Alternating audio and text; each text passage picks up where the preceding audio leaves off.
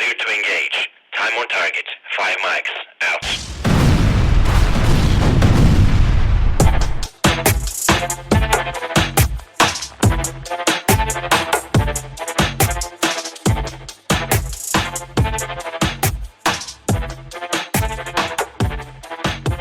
There he is, Will Lathrop on the pod. How you doing? Well, good. Good. Welcome. I'm glad that we finally got people with good haircuts on the podcast. So, Hold on, forgot my headphones. Hold on. Reagan always gets upset when I wear a hat because he likes to see my shiny bald head. Oh boy. Well, Will, thanks for being on the podcast. I'm not going to give you the obligatory, how's the campaign going? I'm going to give you a stat that I'm looking at because I'm a number hound. Not really. I'm the emotional guy. Reagan's the number guy. But turnout, 328,000 Republicans have voted, 407,000 Democrats, 215,000 nonpartisan, and then a bunch of others, right, in there. So the reality is there's only 39% are Democrats that have voted today, and the rest aren't, which I would imagine is who you're trying to go get their vote from, as well as probably some Democrats too that are kind of tired of stuff. But I want to start with what are you going to do between now and Tuesday to make your case? What's on the strategy? What's on the agenda to make your final closing argument, besides coming on the best podcast in Oregon? But yeah, it's a long adventure is coming to an end. Well, we're on TV. We'll be on TV throughout, and then we've targeting digital media, people we think are swing or gettable voters on YouTube and all the streaming platforms. So that stuff is already paid for and in play. And right now, I'm doing a lot of ways that don't cost money to try to get votes. So we have a text campaign where we're texting people in our constituency and asking them to text a graphic with my platform to as many people as they can. We've had a lot of leaders across the state and influencers across the state agree to send out emails on our behalf to their constituencies, just trying to 2 becomes 4, 4 becomes 8, 8 becomes 16, just trying to build things that way. I'm in my phone banking clothes right now, and normally I'm in a suit and tie, but right, we're not video. You're good. Me too. It's I 2 minutes before I got on here, I was trying to squeeze one more call in because I think this is with such low voter turnout. We already knew that this race was really within the margin of error. It's going to be really, really close, and I don't want to get to the end and have left any fruit on the tree left to pluck. So my team is working really hard at getting our volunteers to phone bank and just voice magnifying across platforms. That's what we're hoping will make the difference. Well, we're very excited to be part of the Get Out the Vote Radio Roadshow that you're doing. Yeah. I saw that on your Twitter account. That's Tuesday, another one, Wednesday, Reagan. Thursday, Friday. Yeah, that was one more. Is we're going on this podcast and radio, and so I was excited to do this one too. Are you driving to all those, or are you remoting in mostly to make efficient use of your time? Mostly remoting, but I think we are going to go in studio on a few. Nice. Great. Up there, well, it's raining outside like crazy over in the valley. It's just cold over here in my neck of the woods in Eastern Oregon. But I've talked to a lot of people. I got a couple races going on in the valley over there, and they're telling me it's just dumping rain. So I think I'm a little concerned for our friends, the Democrats, with their get out the vote effort this weekend. They might have a hard time. The Ducks are number one, and they're on TV Saturday. I mean, how many people really want to go out trying to get people to vote? So not a great time to be door knocking, right? Yeah, I would agree. I think.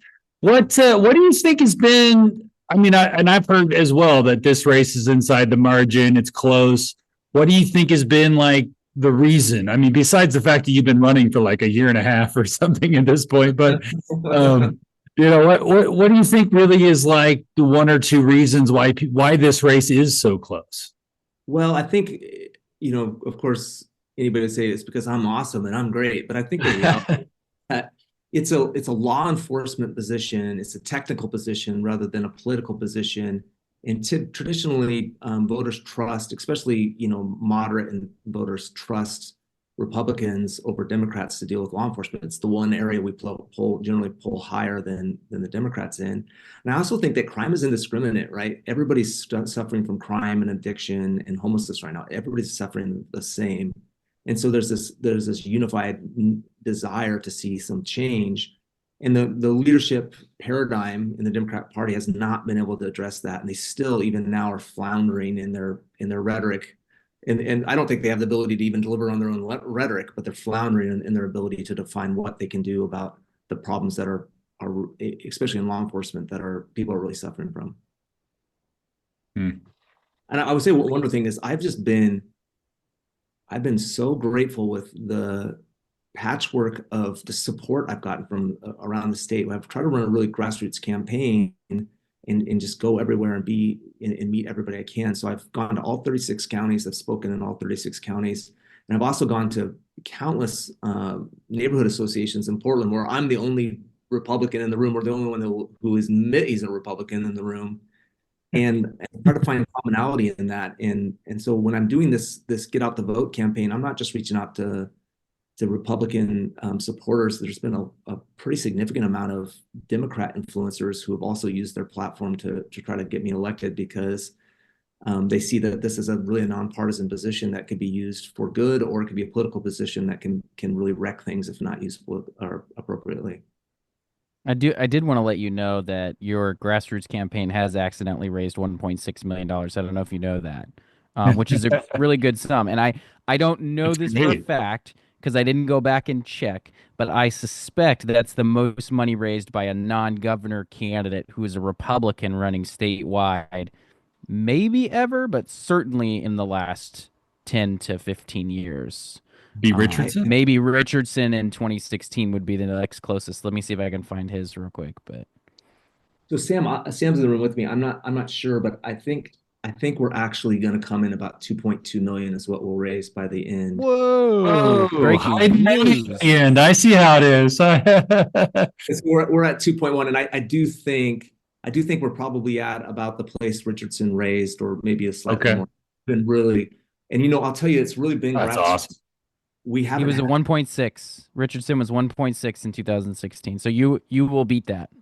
Well, and I'll tell you the thing that I think I'm really grateful for is that I have almost no lobby support, and all of my money is from Oregon. 96% of our funds have come from Oregon donors, not from. We haven't had big organizations outside dumping money on the campaign. It's been a lot of $100 and $1,000, $5,000 contributions over the course of the last year and a half, and yeah, it's been truly a grassroots effort. Why? So lobby, are they given to your opponent, or is this not really a position they don't necessarily? I mean, because obviously the business lobby, I would think that the Attorney General's office is an important position for them.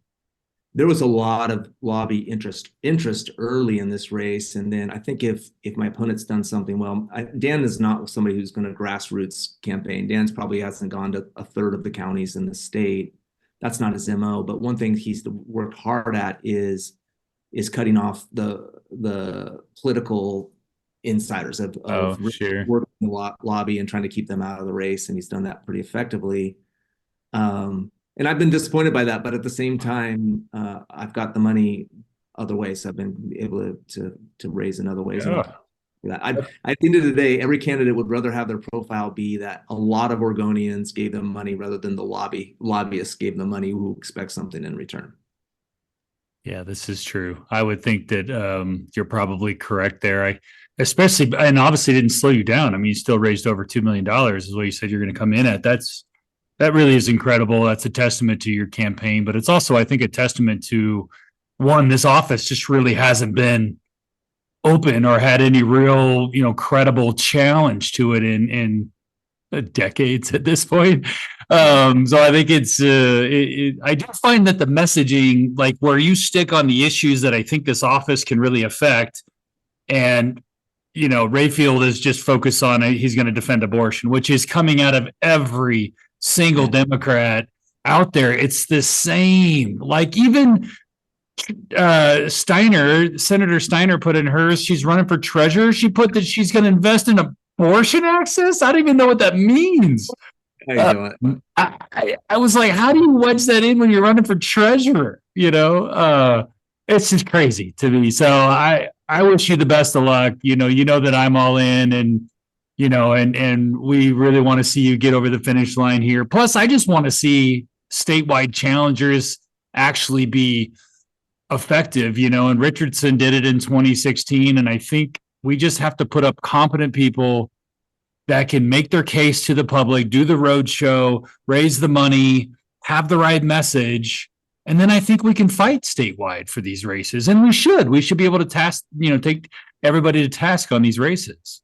Yeah, no, I agree. And Brian, I should stop to say I'm so thankful for the ways you've supported my campaign and Representative Reese Iverson. That's the great part, is that this has felt like a team effort. And Reagan, you were one of the first podcasts I ever did on this campaign. So that was a long time ago. That was my other podcast. Sorry, Brian. Yeah. That was my other podcast with Representative. What's that guy's name? What? Let me drown him out. What's his name? Hold on. Majority Leader Bowman. Sorry, I'm gonna get a note from him. That's right. The title's super important to him. He wants to make sure everybody knows. We had to get him promoted so I Ben. could take over his job.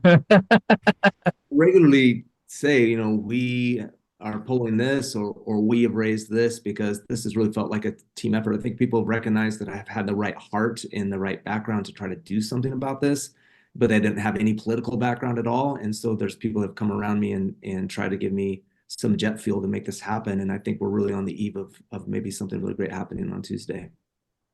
Wow, that's great. Well, we'll let you get back to it. We just wanted to have you on for 10 or 15 minutes just to say hi and then, get your finish line going and power to the finish, do what we can. And all these, Reagan and I do a bunch of the legislative races we're engaged in, involved in. So we're watching numbers. I'm definitely watching the statewide stuff and your campaign specifically for me. I mean, it's the one that I've consistently said could be close.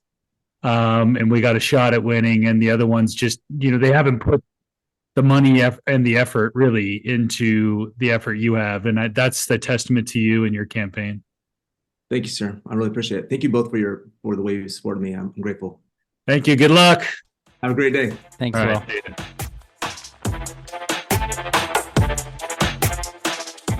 Hey, that was great to have him on. I think it was fun. And if Rayfield wants to come on, and I don't know if we're going to record again before Tuesday. I'm sure we will. We might have to have something over the weekend. Brian, we might need to figure out how we can do, if you can set up a Zoom and then we both just call in from the parties that we're at and record like 20 minutes, and then I'll just power it out on the laptop, because I think it'd be really fun to give people a podcast episode on election night. Election day. Well, election day, we could probably do something. That would be kind of, because usually, come 3 or 4 o'clock, you're kind of like, what are you going to do at this point anyways, right? I mean, isn't that, it tends to be what that's usually where I'm at on Tuesday at like 3 o'clock. By time of doing all the other things, usually I'm making sure all the bills are paid and all the stuff is done and those sort of things. And yeah, and you feel like, well, I did the best I could with what I had, and this is what I'm going to do. What I liked about Will is, he's not going to come on and